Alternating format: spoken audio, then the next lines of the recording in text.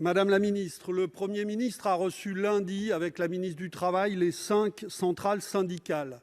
Elles vous ont adressé une demande claire, unanime, le retrait définitif de votre réforme de l'assurance chômage. Cette réforme n'a qu'un but, économiser sur l'indemnisation du chômage. C'était déjà terriblement injuste, mais devant le drame économique qui se joue, c'est indigne, c'est inhumain et c'est contraire à l'avenir des forces du travail qu'il faut préserver. C'est tellement vrai que vous n'osez pas appliquer cette réforme. Vous l'avez reportée de 3 mois une première fois, puis maintenant de 3 mois une seconde fois, mais vous persistez à vouloir l'appliquer plus tard. Pourquoi cet entêtement ? Des centaines de milliers d'emplois vont être détruits, menacés, fragilisés par la crise. On annonce près d'1,2 million de chômeurs supplémentaires l'année prochaine. Appliquer cette réforme aujourd'hui serait un scandale, parce que c'est l'inverse de ce qu'il faut. Plus de protection sociale et pas moins. Le plan de relance donne beaucoup d'argent aux entreprises, mais le MEDEF continue de demander de l'économie sur le chômage. C'est inacceptable. Ma question est simple, Madame la ministre. Pourquoi refusez-vous d'entendre l'évidence ? Qu'attendez-vous pour abandonner cette réforme ? Pour vous répondre, la parole est à la ministre déléguée en charge de l'insertion, Madame Klinkert. Vous avez la parole. Merci, Monsieur le Président. Monsieur le sénateur Pierre Laurent, la réforme de l'assurance chômage a en effet été abordée lundi en conférence de dialogue social organisée par le Premier ministre avec les partenaires sociaux.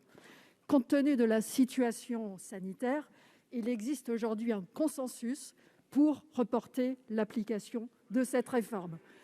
Le Gouvernement fait pleinement confiance au dialogue social et aux partenaires sociaux pour trouver de nouveaux équilibres. Et le Gouvernement est prêt à adapter des paramètres à la nouvelle situation de l'emploi. Pour autant, permettez-moi de vous dire, cette réforme est une bonne réforme. Elle repose sur 2 piliers.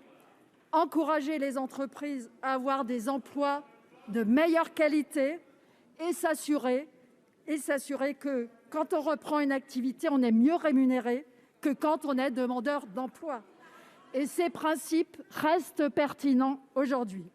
Évidemment, il faut tenir compte du nouveau contexte. C'est pourquoi nous avons annoncé un report de 3 mois supplémentaires de cette réforme. Quel est l'objectif de ce report ? L'objectif, c'est de prendre le temps de discuter des paramètres avec les partenaires sociaux, car le Gouvernement, mesdames, messieurs les sénateurs, est attentif aux difficultés que peuvent avoir certains demandeurs d'emploi, et notamment les plus précaires. Je tiens d'ailleurs à rappeler que nous agissons depuis le début de la crise pour protéger tous les salariés et les compétences. Nous avons mis en place un dispositif d'activité partielle d'une ampleur inédite qui a permis de préserver l'emploi de près de 9 millions de Françaises et de Français en avril dernier. Monsieur le sénateur, la situation l'exige. Dans le moment singulier que nous traversons, nous devons savoir nous rassembler. Je vous remercie. Monsieur le président Laurent. Madame la ministre, votre réponse n'est pas sérieuse. Soit la réforme est bonne, comme vous le dites, alors il faut l'appliquer, soit elle est mauvaise, il faut la retirer. Alors moi, je vais vous donner les chiffres.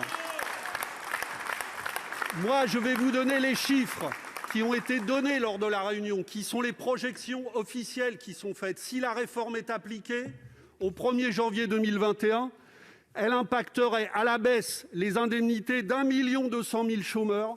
Elle permettrait d'économiser 1,5 milliard en 2021 et 2,6 milliards en 2022. Donc on donne 100 milliards au plan de relance et on n'a qu'une obsession, c'est économiser 2,5 milliards en 2022 sur le dos des chômeurs. Alors ajouter de l'injustice à l'injustice, c'est toujours une faute. Mais dans la situation actuelle, c'est une faute politique impardonnable.